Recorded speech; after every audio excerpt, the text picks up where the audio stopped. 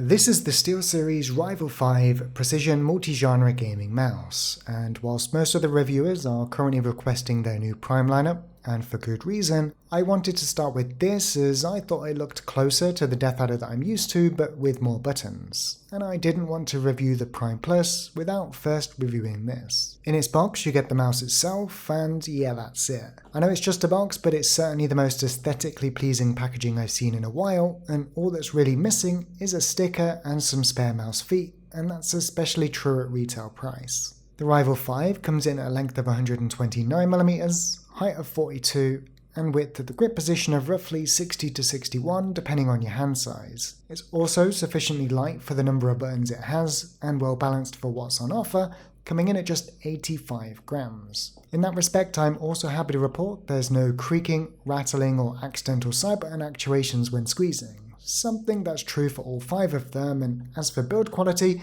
I might actually suggest that it's the highest of any mouse I've reviewed in a while, something I didn't expect to say.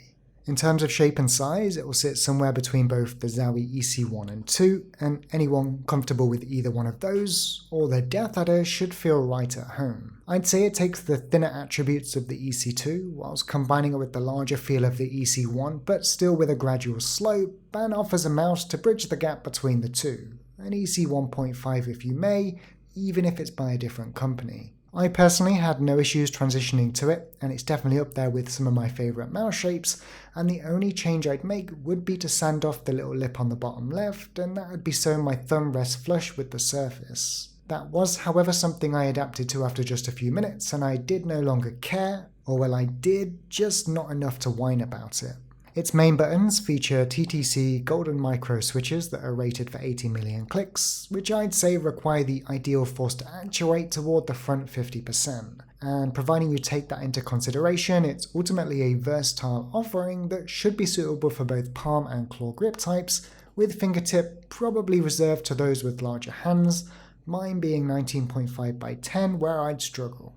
Whilst the mouse wheel is also nothing short of perfect in both its scroll and tactility, it's those additional side buttons that are the star of the show for me. Many of the reviewers have complained about their placement, but I'd instead like to counter that and say I wouldn't place them in any other way. Yes, the front sniper button, or button 6 in software, is arguably too far forward for any non-alien hands out there, but any closer to my thumb and it'd be nothing short of annoying. And you can take that from someone who's reviewed several mice with infuriatingly placed sniper buttons. Meanwhile, mouse 4, 5 and the additional two-way button placed above are, I'd say, positioned perfectly and allow for my thumb to roll to actuate all of them without issue or accident. In that regard, I actually found myself using the one above, which is button 7 and 8 in software, for controlling the courier in Dota 2 and pinging in Apex. So point is, don't count it out, because in my opinion it's a 100% welcomed addition to the side, and especially so at the weight.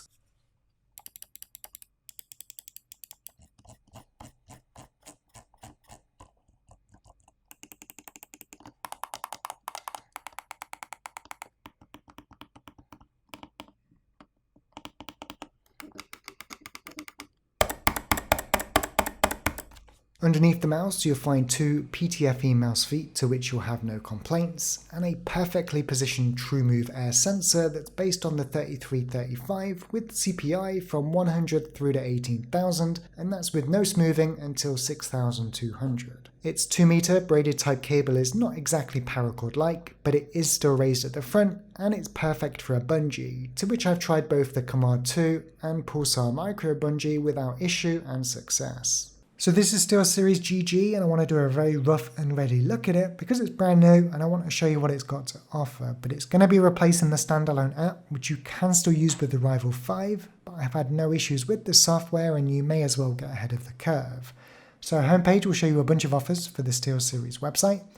Moments will enable you to capture gameplay to then upload to places like Twitter, Instagram, YouTube and Metal.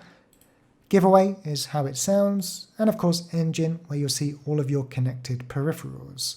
Here on the Rival 5 I can also change between different config profiles if I've created them, and check the current firmware version. Now before we jump into this, the next tab, which is Apps, will show things like the system monitor for the OLED display on the Apex Pro keyboard, in addition to a bunch of others, And library will be able to scan your installed games on the system, which could be useful if you're creating different binds for different games with the side buttons on the mouse. But going back to gear and clicking on Rival 5, this is what I'm most impressed with, and that is because it isn't 2020 design style, everything huge and in your face. It's very compact, condensed, and everything you need is in this one tab. The exception maybe being illumination, which has its own here. But going on to settings, the bit I care about, we have up to 5 CPI steps, and I only use 3, I can get rid of one of them. Increments of 100, all the way through to 18,000, and it's intelligent, so you'll see it will jump around based on what you've got set, which is nice. Quality of life, I guess. Polling rate, 125, 250, 500 and 1000, which you should always use 1 millisecond. Angle snapping with a power of, so I'm looking forward to playing around with this, given I like the shape. And acceleration and deceleration, not sure why you'd have decel, which is basically the faster you move the mouse, the less it moves in game. That's kind of replicating the old max tracking speed issues from the original Microsoft mice. But hey, if you want to replicate that, go ahead. What you might find useful though is having Accel built into this, so you can carry the same setting from game to game. And finally, you can rebind pretty much every button on the mouse, including the CPI button on top, the front button 6, and the button above mouse 4 and mouse 5, which is button 7 and 8, depending on if you're pushing it up or down. And in terms of buttons you can bound it to, you have default keyboard buttons, macros, media buttons, mouse buttons. You can deactivate it, you can launch a specific application, you can launch a specific configuration profile, launch a specific engine app, operating system shortcuts, and record macros on demand. But I have to say, so very impressed with this, and it's just been a joy to use, honestly, and one of the few pieces of software that I have no issue to have installed. Of course, I'm probably never going to use Moments because I use OBS and Shadowplay, but for those that might want something that is easier to use, then this could be great. And who knows, there could be some awesome giveaways here in future as well. But yeah, job well done on Software SteelSeries, and let's get stuck into some tests. First up is mouse acceleration and moving the Rival 5 from left to right of the MPX 390, both slow and fast, shows we end up in roughly the same place, meaning there's no acceleration present, and you can add your own preferred amount if wanted. Max tracking speed should also be around 10.16 meters per second, which I can't get anywhere near either, and I've had no malfunctions over the last week or so of testing, which is great. Button latency is decent enough, but it does fall short to a few competitors, and especially optical switches. SteelSeries could reduce this in a firmware update, as it's about 6 to 7 milliseconds behind, but it's also clear they're already making hardware advancements looking at the new Prime lineup. You won't notice this in game unless you're comparing mouse A to B and listening carefully though, and it's still fine for competitive FPS, it's just I need to mention it, so there it is. That said, there are no issues with the debounce time, and I encountered no problems performing the variable jump in Shoot Mania, where your jump height is directly influenced by how long the button is held down, i.e. I can mini jump without issue as the button is released quick enough. This also means there are no issues with full height rocket jumps in Quake, because both mouse 1 and 2 can be pushed down simultaneously without delay, i.e. you won't jump before you shoot or shoot before you jump, you'll always reach maximum height. Finally, while lift-off distance adjustment is possible on the 33-35 sensor, here on the TrueMove Air variant it isn't. That said, it was always below 1 DVD on the several cloth pads I tried, and it rode the line finally before becoming active, so if I had to guess, it's around 2mm and just about perfect for me, i.e. not too low that I lost tracking if I lift the mouse slightly whilst tracking. So my final thoughts, well, 2 words, hidden gem.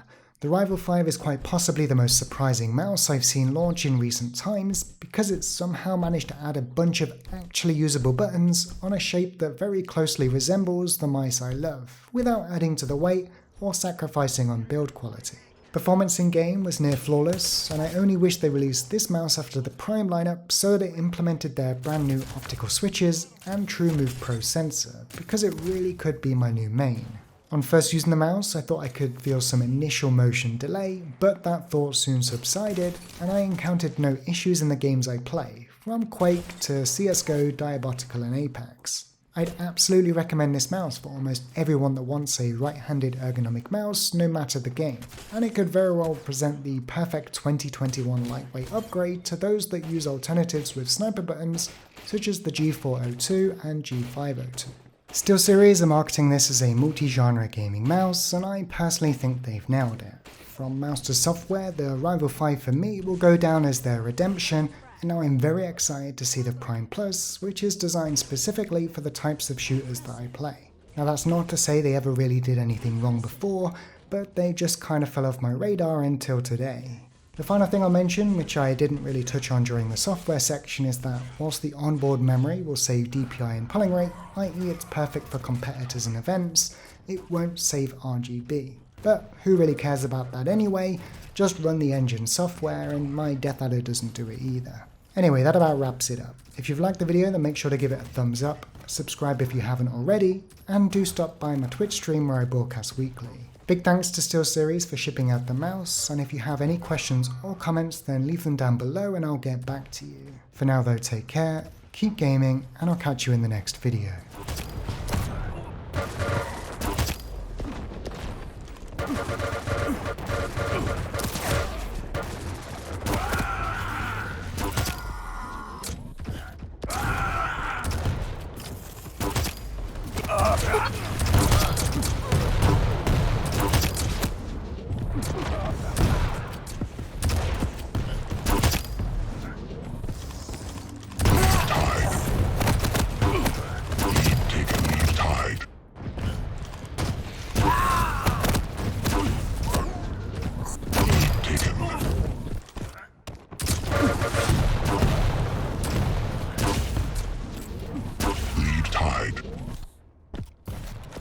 Lost.